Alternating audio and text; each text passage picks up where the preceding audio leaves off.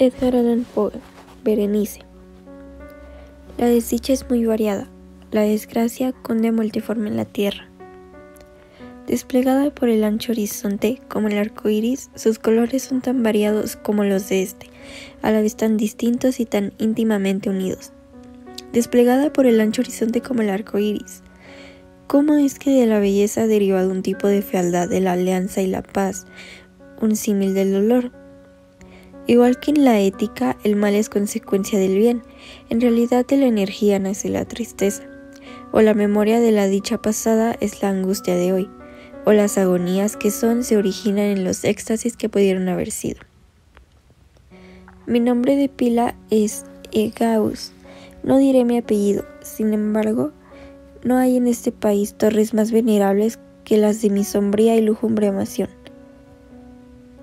Nuestro linaje ha sido llamado raza de visionarios, y en muchos sorprendentes detalles en el carácter de la mansión familiar, en los frescos del salón principal, en los tapices de las alcobas, en los relieves de algunos pilares de la sala de armas, pero sobre todo en la galería de cuadros antiguos, en el estilo de la biblioteca y por último en la naturaleza muy peculiar de los libros, hay elementos suficientes para justificar esta creencia. Los recuerdos de mis primeros años se relacionan con esta mansión y con sus libros, de los que ya no volveré a hablar. Allí murió mi madre, allí nací yo, pero es inútil decir que no había vivido antes, que el alma no conoce una existencia previa. ¿Lo negáis? No discutiremos este punto. Yo estoy convencido, pero no intento convencer. Sin embargo, hay un recuerdo de formas etéreas, de ojos espirituales y expresivos, de sonidos musicales y tristes. Un recuerdo que no puedo marginar, una memoria como una sombra vaga, variable, indefinida, vacilante. Y como una sombra también por la imposibilidad de librarme de ella mientras brille la luz de mi razón. En esa mansión nací yo, al despertar de repente de la larga noche de lo que parecía, sin serlo, la no existencia, a regiones de hadas, a un palacio de imaginación, a los extraños dominios del pensamiento y de la erudición monásticos. No es extraño que mirase a mi alrededor con ojos asombrados y ardientes, que malgastara mi niñez entre libros y disipara mi juventud en ensueños, pero sí es extraño que pasaran los años y el apogeo de la madurez me encontrara viviendo aún en la mansión de mis antepasados. Es asombrosa la parálisis que cayó sobre las fuentes de mi vida, asombrosa la inversión completa en el carácter de mis pensamientos más comunes. Las realidades del mundo terrestre me afectaron como visiones, solo como visiones, mientras las extrañas ideas del mundo de los sueños, por el contrario, se tornaron no en materia de mi existencia cotidiana, sino realmente en mi cínica y total existencia. Berenice y yo éramos primos y crecimos juntos en la mansión de nuestros antepasados, pero crecimos de modo distinto. Yo, enfermizo, envuelto en tristeza. Ella, ágil, graciosa, llena de fuerza. Suyos eran los paseos por la colina, míos los estudios del claustro. Yo viviendo encerrado en mí mismo, entregado en cuerpo y alma a la intensa y penosa meditación. Ella vagando sin preocuparse de la vida, sin pensar en las sombras del camino, ni en el silencioso vuelo de las horas de alas negras. Berenice, invocó su nombre, Berenice, y ante este sonido se conmueven 1000 tumultuosos recuerdos de las grises ruinas. Acude vivida su imagen a mí como en sus primeros días de alegría y de dicha. Oh encantadora y fantástica belleza. Oh sílfide entre los arbustos de Arnhem. Oh náyade entre sus fuentes. Y entonces todo es un misterio y terror, y una historia que no se debe contar. La enfermedad, una enfermedad mortal, cayó sobre ella como el simón, y, mientras yo la contemplaba, el espíritu del cambio la arrasó, penetrando en su mente, en sus costumbres y en su carácter, y de la forma más sutil y terrible llegó a alterar incluso su identidad. ¡Ay! La fuerza destructora iba y venía, y la víctima, ¿dónde estaba? Yo no la conocía, o al menos ya no la reconocía como Berenice. Entre la numerosa serie de enfermedades provocadas por aquella primera y fatal que desencadenó una revolución tan horrible en el ser moral y físico de mi prima, hay que mencionar como la más angustiosa y obstinada una clase de epilepsia que con frecuencia terminaba en catalepsia, estado muy parecido a la extinción de la vida, del cual en la mayoría de los casos se despertaba de forma brusca y repentina. Mientras tanto, mi propia enfermedad, pues me han dicho que no debería darle otro nombre, mi propia enfermedad, crecía con extrema rapidez, asumiendo un carácter monomaniático de una especie nueva y extraordinaria, que se hacía más fuerte cada hora que pasaba y por fin tuvo sobre mí un incomprensible asediente. Esta monomanía, si así tengo que llamarla, consistía en una morbosa irritabilidad de esas propiedades de la mente que la ciencia psicológica designa con la palabra atención. Es más probable que no me explique, pero temo en realidad que no haya forma posible de transmitir a la inteligencia del lector corriente una idea de esa nerviosa intensidad de interés con que, en mi caso, las facultades de meditación, por no hablar en términos técnicos, actuaban y se concentraban en la contemplación de los objetos más comunes del universo. Reflexionar largas, infatigables horas con la atención fija en alguna nota trivial, en los márgenes de un libro o en su tipografía, estar absorto durante buena parte de un día de verano en una sombra extraña que caía oblicuamente sobre el tapiz o sobre la puerta. Perderme toda una noche observando la tranquila llama de una lámpara o los rescoldos del fuego.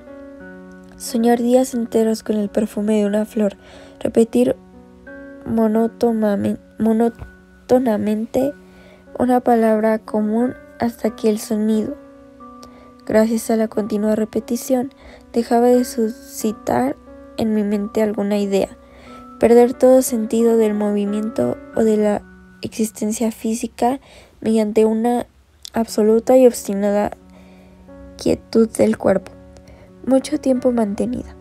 Estas eran algunas de las extravagancias más comunes y menos perniciosas provocadas por un estado de las facultades mentales, en realidad no único, pero capaz de desafiar cualquier tipo de análisis o explicación. Pero no se me entienda mal, la excesiva, intensa y morbosa atención, excitada así por objetos triviales en sí, no tiene que confundirse con la tendencia a la meditación, común en todos los hombres, y a la que se entregan de forma particular las personas de una imaginación inquieta. Tampoco era, como pudo suponerse al principio, una situación grave ni la exageración de esa tendencia, sino primaria y esencialmente diferente. En un caso, el soñador o el fanático interesado por un objeto normalmente no trivial lo pierde poco a poco de vista en un bosque de deducciones y sugerencias que surgen de él, hasta que al final de una ensoñación llena muchas veces de voluptuosidad, el incitamentum o primera causa de sus meditaciones desaparece completamente y queda olvidado. En mi caso, el objeto primario era invariablemente trivial, aunque adquiría mediante mi visión perturbada una importancia refleja e irreal. Pocas deducciones, si había algunas, surgían, y esas pocas volvían pertinazmente al objeto original como a su centro. Las meditaciones nunca eran agradables, y al final de la ensoñación La primera causa, lejos de perderse de vista, había alcanzado ese interés sobrenaturalmente exagerado que constituía el rasgo primordial de la enfermedad. En una palabra, las facultades que más ejercía la mente en mi caso eran, como ya he dicho, las de la atención, mientras que en el caso del soñador son las de la especulación. Mis libros, en esa época, si no servían realmente para aumentar el trastorno, compartían en gran medida, como se verá, por su carácter imaginativo e inconexo, las características peculiares del trastorno mismo. Puedo recordar, entre otros, el tratado del noble italiano Coelius Secundus Curio, De Amplitudine Beati Regni Dei, la grandeza del reino santo Dios, la gran obra de San Agustín de Civitate Dei, la ciudad de Dios, y la de Tertualino de Carne Christi, la carne de Cristo, cuya sentencia paradójica mortus est Dei filius, credibile est quia ineptum est, et sepultus resurrexit, certum est quia imposible est, ocupó durante muchas semanas de inútil y laboriosa investigación todo mi tiempo. Así se verá que, arrancada de su equilibrio solo por cosas triviales, mi razón se parecía a ese pequeñasco marino del que nos habla Ptolomeo Hefestión, que resistía firme los ataques de la violencia humana y la furia más feroz de las aguas y de los vientos, pero temblaba a simple contacto de la flor llamada asfodelo.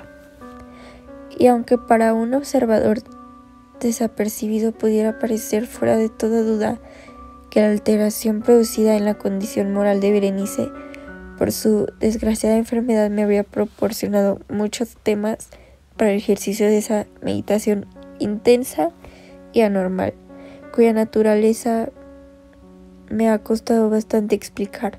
Sin embargo, no era este el caso. En los intervalos lúcidos de mi mal, la calamidad de Berenice me daba lástima, y profundamente conmovido por la ruina total de su hermosa y dulce vida, no dejaba de meditar con frecuencia, amargamente, en los prodigiosos mecanismos por los que había llegado a producirse una revolución tan repentina y extraña. Pero estas reflexiones no compartían la idiosincrasia de mi enfermedad, y eran como las que se hubieran presentado en circunstancias semejantes al común de los mortales. Fiel a su propio carácter, mi trastorno se recreaba en los cambios de menor importancia, pero más llamativos, producidos en la constitución física de Berenice, en la extraña y espantosa deformación de su identidad personal. En los días más brillantes de su belleza incomparable, no la amé. En la extraña anomalía de mi existencia, mis sentimientos nunca venían del corazón, y mis pasiones siempre venían de la mente.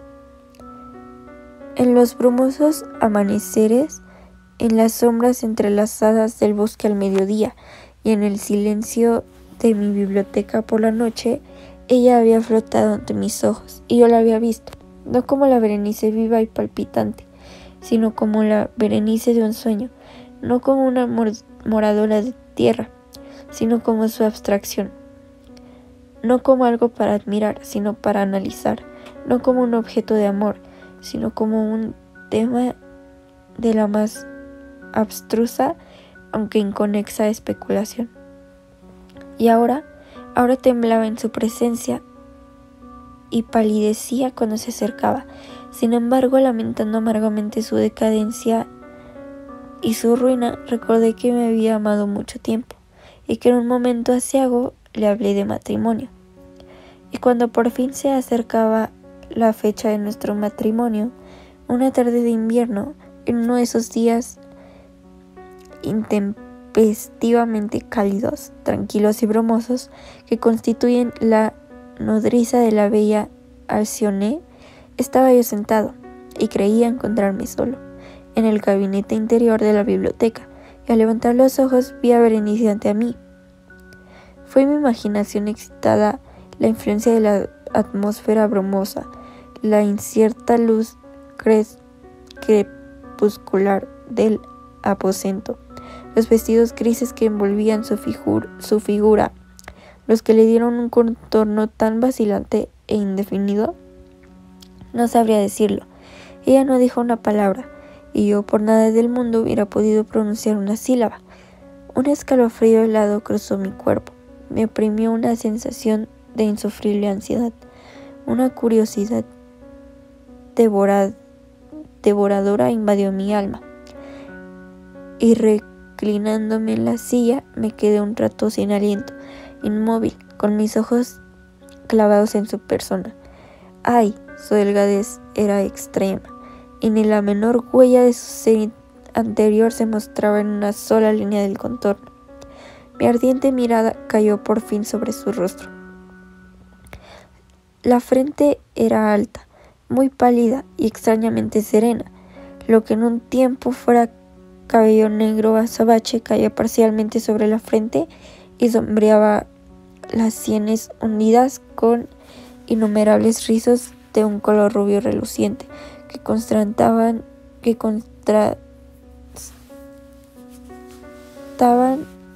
discordantes por su matiz fantástico con la melancolía de su rostro. Sus ojos no tenían brillo y parecían sin pupilas, y esquivé involuntariamente su mirada vidriosa para contemplar sus labios, finos y contraídos. Se entreabrieron, y en una sonrisa de expresión peculiar, los dientes de la desconocida Berenice se revelaron lentamente a mis ojos. Quiera Dios que nunca los hubiera visto, o que después de verlos hubiera muerto. El golpe de una puerta al cerrarse me distrajo, y al levantar la vista descubrí que mi prima había salido del aposento, pero de los desordenados aposentos de mi cerebro. ¡Ay! No había salido ni se podía apartar el blanco y horrible espectro de los dientes. Ni una mota en superficie, ni una sombra en el esmalte, ni una mella en sus bordes había en los dientes de esa sonrisa fugaz que no se grabara en mi memoria. Ahora los veía con más claridad que un momento antes. Los dientes estaban aquí y allí y en todas partes, visibles y palpables ante mí, largos, finos y excesivamente blancos, con los pálidos labios contrayéndose a su alrededor, como en el mismo instante en que habían empezado a crecer. Entonces llegó toda la furia de mi monomanía, y yo luché en vano contra su extraña e irresistible influencia. Entre los muchos objetos del mundo externo solo pensaba en los dientes. Los anhelaba con un deseo frenético. Todas las demás preocupaciones y los demás intereses quedaron supeditados a esa contemplación. Ellos eran los únicos que estaban presentes a mi mirada mental, y en su insustituible individualidad llegaron a ser la esencia de mi vida intelectual. Los examiné bajo todos los aspectos, los vi desde todas las perspectivas, analicé sus características, estudié sus peculiaridades, me fijé en su conformación, pensé en los cambios de su naturaleza, me estremecí al atribuirles en la imaginación un poder sensible y consciente, y aun sin la ayuda de los labios, una capacidad de expresión moral. De Mademoiselle Sallé se ha dicho con razón que tous pas étaient des sentiments, y de Berenice yo creía seriamente que totes dents etayen des ideas. Este pensamiento absurdo pensamiento me destruyó. Decides. Por eso los codiciaba tan desesperadamente. Sentí que solo su posesión me podría devolver la paz y devolviéndome la razón. Y la tarde cayó sobre mí, y vino la oscuridad. Duró y se fue, y amaneció el nuevo día. Y las brumas de una segunda noche se acumularon alrededor, y yo seguía inmóvil sentado en aquella habitación solitaria, y seguí sumido en la meditación, y el fantasma de los dientes mantenía su terrible dominio, como si con una claridad viva y horrible flotara entre las cambiantes luces y sombras de la habitación. Al fin irrumpió en mis sueños un grito de horror y consternación, y después, tras una pausa, el ruido de voces preocupadas mezcladas con apagados gemidos de dolor y pena. Me levanté de mi asiento y, abriendo las puertas de la biblioteca, vi en la antesala a una criada, deshecha en lágrimas, quien me dijo que Berenice ya no existía. Había sufrido un ataque de epilepsia por la mañana temprano, y ahora, al caer la noche, ya estaba preparada la tumba para recibir a su ocupante, y terminados los preparativos del entierro. Me encontré sentado en la biblioteca, y de nuevo solo. Parecía que había despertado de un sueño confuso y excitante. Sabía que era medianoche, y que desde la puesta del sol Berenice estaba enterrada. Pero no tenía una idea exacta, o por lo menos definida, de ese melancólico periodo intermedio. Sin embargo, el recuerdo de ese intervalo estaba lleno de horror más horrible por ser vago, terror más terrible por ser ambiguo. Era una página espantosa en la historia de mi existencia, escrita con recuerdos siniestros, horrorosos, ininteligibles. Luché por descifrarlos, pero fue en vano. Mientras tanto, como el espíritu de un sonido lejano, un agudo y penetrante grito de mujer parecía sonar en mis oídos. Yo había hecho algo, pero ¿qué era? Me hice la pregunta en voz alta, y los susurrantes ecos de la habitación me contestaron. ¿Qué era?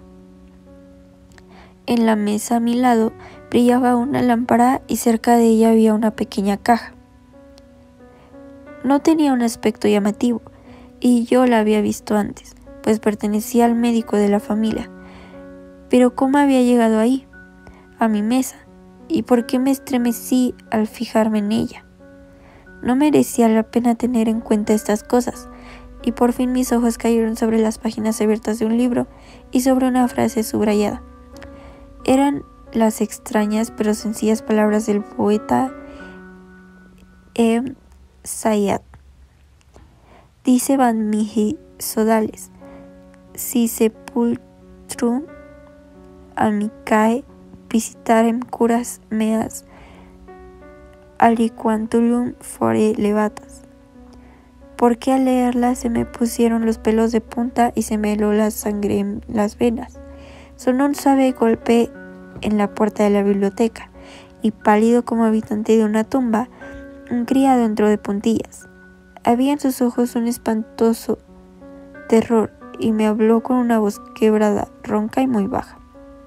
¿Qué dijo? Oí unas frases entrecortadas. Hablaba de un grito salvaje que había turbado el silencio de la noche, y de la servidumbre reunida para averiguar de dónde procedía, y su voz recobró un tono espeluznante.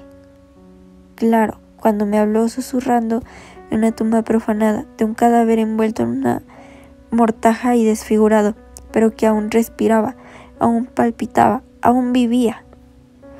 Señaló mis ropas. Estaban manchadas de barro y de sangre. No contesté nada. Me tomó suavemente la mano. Tenía huellas de uñas humanas. Dirigió mi atención a un objeto que había en la pared. Lo miré durante unos minutos. Era una pala. Con un grito corrí hacia la mesa y agarré la caja, pero no pude abrirla, y por mi temblor se me escapó de las manos, y se cayó al suelo, y se rompió en pedazos. Y entre estos, entrechocando, rodaron unos instrumentos de cirugía dental, mezclados con 32 diminutos objetos blancos de marfil, que se desparramaron por el suelo.